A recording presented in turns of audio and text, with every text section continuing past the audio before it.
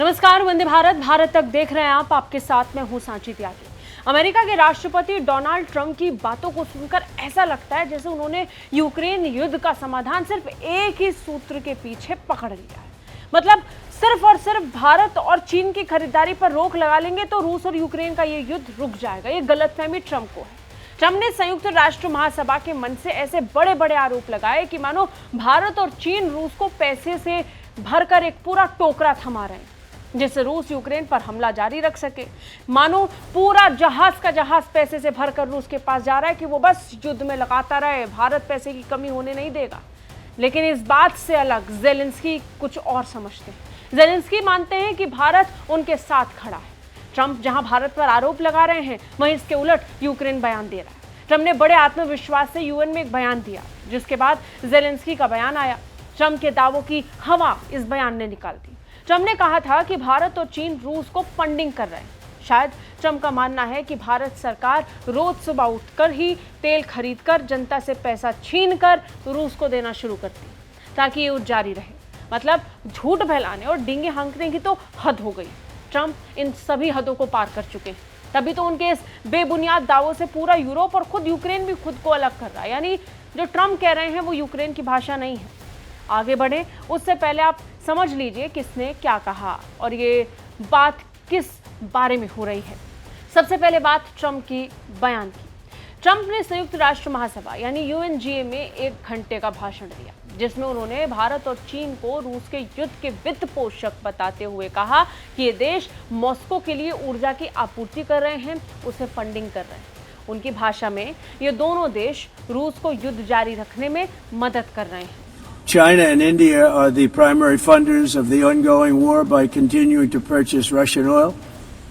But inexcusably, even NATO countries have not cut off much Russian energy and Russian energy products, which, as you know, I found out about 2 weeks ago and I wasn't happy. Think of it. They're funding the war against themselves. Trump का मानना है कि भारत और चीन की तेल खरीदारी से ही रूस के पास पैसा जा रहा है जिससे वो यूक्रेन पर हमला जारी रख पा रहा है। ट्रंप के लिए ये सबसे आसान युद्ध है जो बहुत आसानी से खत्म किया जा सकता है और वो कह रहे हैं कि इसका तरीका बहुत आसान भी है, बस भारत और चीन को रोक दो, बाकी काम खुद हो जाएगा। ये कई मंचों पर वो कह चुके हैं, लेकिन क्या सच में ये बस इतना ही आसान है? नहीं। ज़ेलेंस्की के बयान ने ट्रंप की इस कहानी की पूरी हवा निकाली और इस पूरी कहानी को पलट कर रख दिया। ज़ेलेंस्की ने ट्रंप के दावों पर मजेदार और सटीक जवाब दिया।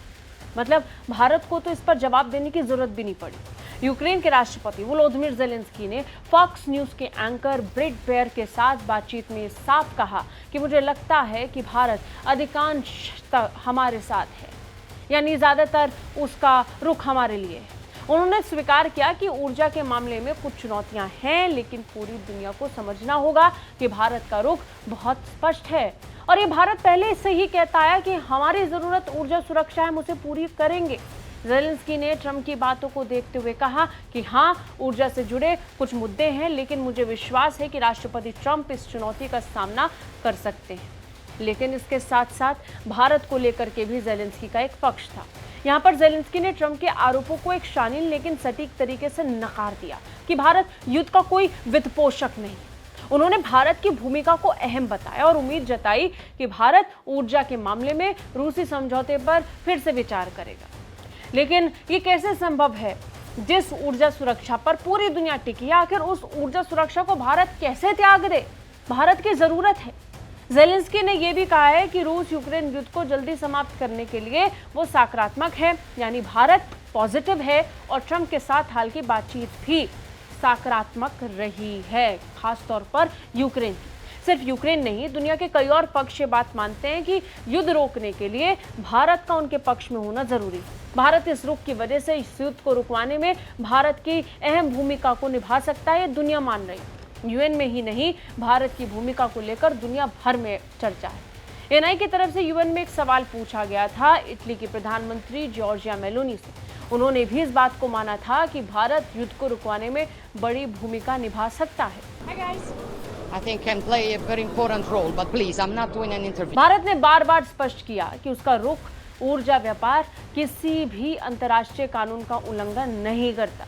भारत अपनी आर्थिक सुरक्षा और राष्ट्रीय हितों की रक्षा कर रहा है। वो किसी भी देश के खिलाफ नहीं, बल्कि अपने नागरिकों और देश के विकास के लिए ऊर्जा संसाधन सुनिश्चित कर रहा है। भारत ये पक्का कर रहा है कि भारत अपनी जरूरतों को पूरा करे। भारत ने तो कई बार अपने पक्ष को खुलकर रखा है। भारत ने पश्चिमी देशों पर भी पाखंड का आरोप लगाया, क्योंकि यूरोपीय संघ और अमेरिका अभी भी अरबों डॉलर के रूसी सामान खरीद रहे हैं। और ये भारत खुले तौर पर कह चुका है कि जो तेल खरीदने को लेकर भारत पर आरोप लगाते हैं, वो खुद रूस से सामान क्यों खरीदते हैं। मतलब ये कि ऊर्जा और व्यापार के मामले में दोहरा मापदंड अपनाया जा रहा है, और ये पूरा पश्चिम कर रहा है। एक तरफ यही पश्चिमी देश रूस से व्यापार कर रहे हैं और फिर भारत पर सवाल खड़े करते हैं। यूक्रेन युद्ध में किसी पक्ष को खुलकर समर्थन ना देना भारत की नीति रही है।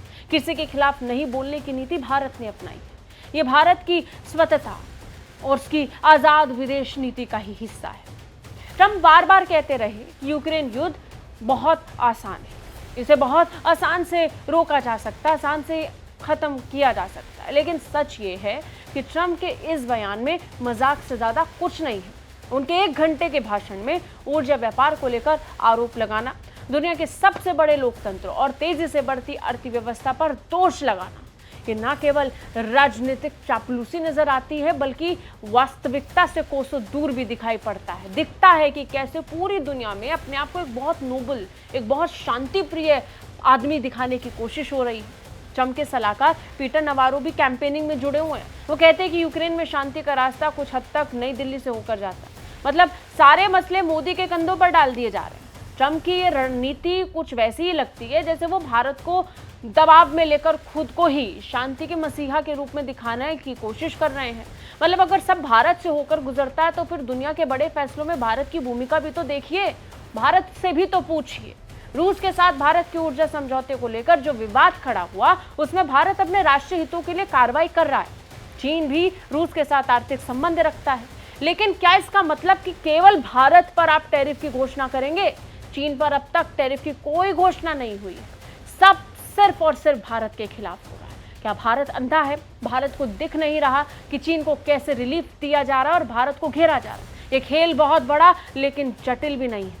रूस के ऊर्जा संसाधन से दुनिया भर की अर्थव्यवस्थाएं जुड़ी हैं, ये बात ट्रंप जानते हैं। यूक्रेन युद्ध के बीच भी वैश्विक बाजार और ऊर्जा की मांग को पूरा करना देशों के लिए जरूरी है, ये बात भी ट्रंप जानते हैं। और ये जरूरत भारत और चीन पूरा कर रहे हैं।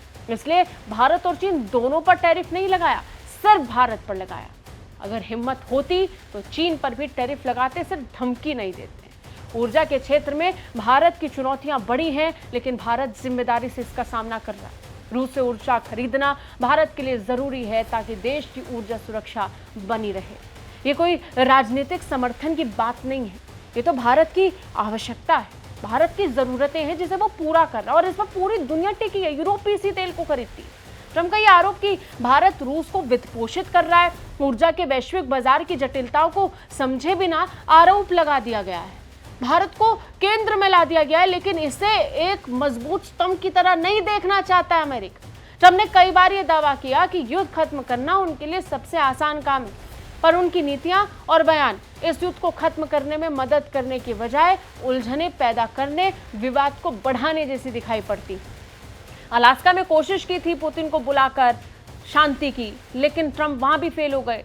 ट्रंप की आसान युद्ध वाली बातें केवल एक शो पीस है, असल में जटिलता और समझदारी की जरूरत उन्हें खुद है। जेलेंस्की का जवाब बताता है कि यूक्रेन युद्ध में शांति के रास्ते केवल आरोप प्रत्यारोप से नहीं होने वाला है, भारत पर टैरिफ लगाकर नहीं होने वाला है, बल्कि सहयोग, समझौते और रणनीतिक संवाद से निकलेंगे, जिसे लागू कर पाने में ट्रंप फेल हो चुके हैं और इसलिए ऐसे बयान दे रहे हैं जिन पर उन्हें खुद कोई सहयोग नहीं मिल रहा।